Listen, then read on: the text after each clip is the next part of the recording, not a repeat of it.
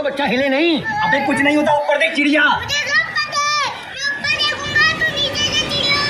नमस्कार दोस्तों, आप सभी ने सुना होगा कि पहलगाम में हुए अटैक में आतंकवादियों ने वहां लोगों से उनकी पैंट उतारकर दिखाने को कहा था। इसके पीछे उन आतंकवादियों का कोई पैशन नहीं था।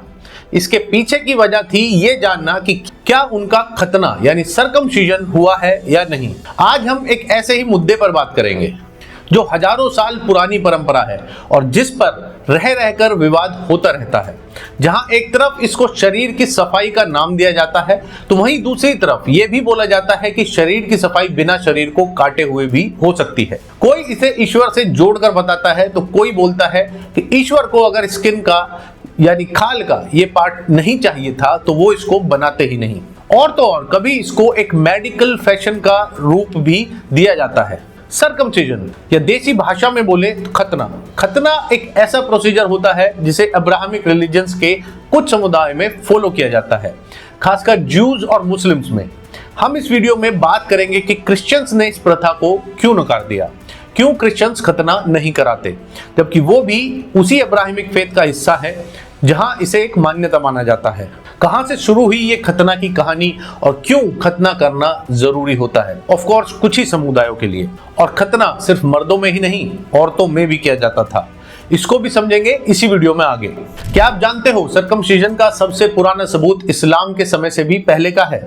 ये सबसे पहले मिस्र के सकारा शहर में मिला था, वो भी 4500 साल पुराना। एक मकबरा जिस पर पत्थर की दीवारों में तस्वीर बनी थी। दो लड़कों को पकड़े हुए कुछ सहायक दिखते हैं और एक पुजारी पत्थर के चाकू से उनका खतना कर रहा था। उस पत्थर पर एक लेख भी लिखा था, यानी एक टेक्स्ट भी था, पकड़ो और बेहोश मत होने दो। सोचिए, ये दुनिया का सबसे पुराने ऐसे सर्जिकल प्रोसीजर्स में से एक है जिसके सबूत मिलते हैं, वो भी दीवार की एक पेंटिंग से।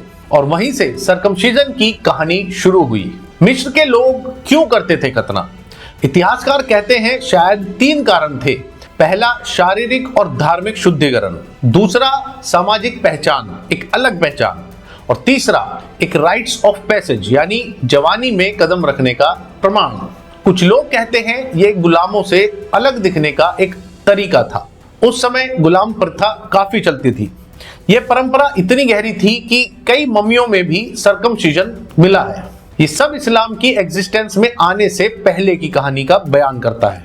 अब चलते हैं मिडिल ईस्ट के रेगिस्तान में, जहां एक कबीले के सरदार थे हजरत इब्राहिम।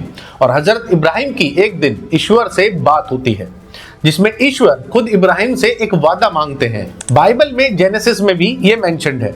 ईश्वर ने कहा, ओ इब्राहिम, मैं तुझे एक महान राष्ट्र का पिता बनाऊंगा, पर तुम्हें एक निशान धारण करना होगा। तुम अपना फोरस्किन काटोगे यानी खतना करवाओगे।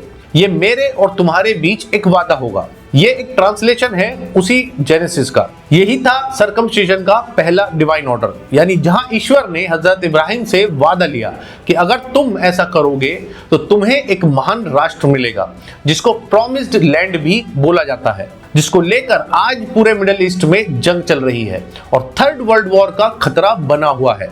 ज्यूज के हिसाब से वो इजराइल है और यहीं से ज्यूज में ये खतना कराने की परंपरा बनी हुई है। ज्यूज इस रस्म को कहते हैं ब्रित मिला। हर बच्चा जन्म के 8वें दिन एक मोहल के द्वारा सर्कमसाइज होता है। ज्यूज में जो खतना करता है उसको मोहल कहा जाता है। प्रेयर्स होती हैं, बच्चे का हिब्रू नाम रखा जाता है और ये पहचान बन जाती है कि ये ईश्वर के वादे का एक हिस्सा है। ये एक अलग पहचान है। सदियों तक ग्रीक्स, रोमन्स और नाजीज के जुल्म के बावजूद ये प्रथा जिंदा रही।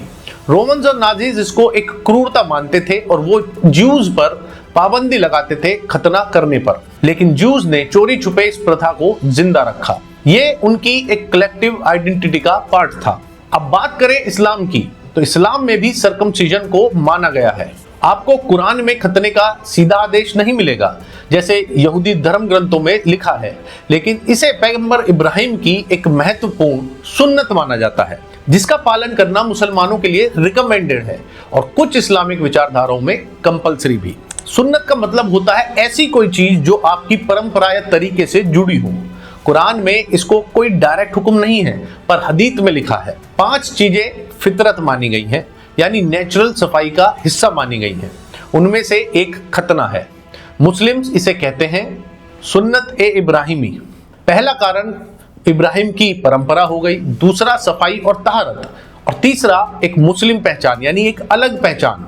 इस्लाम में इसकी कोई एज फिक्स नहीं है कि ये कब करना है, कहीं जन्म के बाद होता है तो कहीं प्यूबर्टी में किया जाता है, और इसको कोई डॉक्टर या कोई ट्रेडिशनल एक्सपर्ट भी कर सकता है। अब जब बाकी इब्राहिमिक फेथ्स इसे फॉलो करते हैं तो फिर क्रिश्चियनिटी ने इसे क्यों छोड़ा, ये भी एक इंटरेस्टिंग बात है।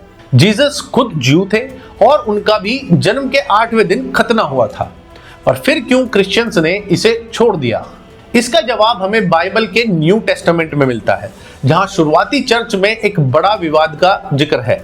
यह विवाद लगभग 50 ईस्वी में यरूशलेम में हुआ, और दो मुख्य किरदार थे, एक सेंट पीटर और एक सेंट पॉल। सेंट पीटर जो ईसा मसीह के सबसे करीबी शिष्यों में से थे, उनका मानना था कि गैर यहूदी एजेंट्स को यदि ईसाई बनना है तो उन्हें पहले यहूदी परंपराओं को अपनाना होगा, जिसमें खतना भी उसका एक हिस्सा था। वहीं सेंट पॉल ने कहा, नहीं, यीशु पर विश्वास ही काफी है, और अगर पीटर की बात मानी गई तो क्रिश्चियनिटी जुडाइज्म का ही एक पंथ बनकर रह जाएगा। शायद इसीलिए आखिर में पॉल की जीत हुई और सर्कमसिजन क्रिश्चियनिटी से गायब हो गया। बात करें 19वीं सेंचुरी में तो अमेरिका के कुछ डॉक्टर्स आए, जिसमें डॉक्टर लुइस सायरे जैसे लोगों ने कहा फोर स्किन में गंदगी से बीमारी होती है। उन्होंने क्लेम किया कि खतने से एपिलेप्सी, पैरालिसिस, हर्निया सब ठीक होता है, और विक्टोरियन एरा में मास्टरबेशन को एक बड़ा पाप माना जाता था। तो डॉक्टर्स ने कहा कि खतने से मर्दों की सेंसिटिविटी कम होगी, लड़कों का दिमाग साफ रहेगा और वो मास्टरबेशन जैसी हरकतों की तरफ नहीं जाएंगे। ये सब क्लेम्स बिना प्रूफ के पॉपुलर हो गए, और अमेरिका में खतना एक फैशन बनता चला गया, और बाद में ये फैशन ब्रिटेन, कनाडा और ऑस्ट्रेलिया तक फैल गया। 21वीं सेंचुरी में अफ्रीका में HIV का प्रचंड संकट था। स्टडीज ने दिखाया कि सर्कमसिजन से HIV का रिस्क 60% तक कम होता है। यहां तक कि WHO ने भी इसे वॉलंटरी मेडिकल मेल सर्कमसिजन के रूप में प्रमोट किया। लाखों लोगों का खतना हुआ, मगर यह भी विवाद में रहा। अब बात करते हैं खतने से जुड़े एक बड़े विवाद की, जिसमें औरतों का भी खतना किया जाता था। सर्कमसिजन सिर्फ मर्दों में नहीं, कई जगह महिलाओं में भी होता है। इसे कहते हैं फीमेल जेनेटिकल म्यूटिलेशन यानी FGM। अफ्रीका में कई कल्चर्स में और इंडिया में सिर्फ कुछ मुस्लिम्स में क्लिटोरिस का एक हिस्सा काट दिया जाता है।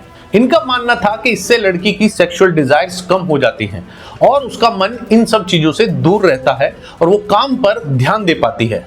यूनाइटेड नेशंस ने इसे ह्यूमन राइट्स वायलेशन माना था, और ये विवाद इंडिया में भी सुप्रीम कोर्ट तक पहुंचा, और डिबेट अभी तक चल रही है। इस पर कोई फैसला अभी तक नहीं हो पाया है। आज दुनिया में सर्कमसिजन पर दो कैंप्स हैं।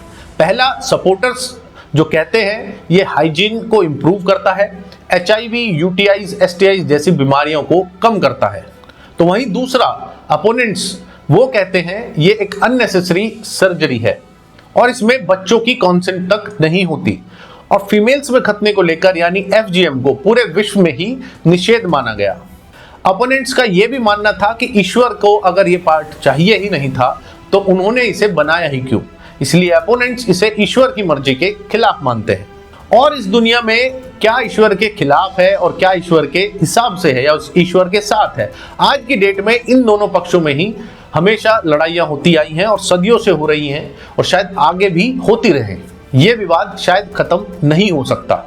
दोस्तों, ये थी कहानी एक ऐसे रिचुअल की जो शरीर पर ही नहीं इतिहास पर भी एक गहरा असर छोड़ती है, कहानी खतने की। आपका क्या विचार है? क्या ये जरूरी है या ये जबरदस्ती है? इस पर आप अपने कमेंट्स जरूर दें, और ध्यान रखें कि किसी की भी धार्मिक भावनाओं को आहत ना करें। मिलते हैं नेक्स्ट वीडियो में। जय हिंद।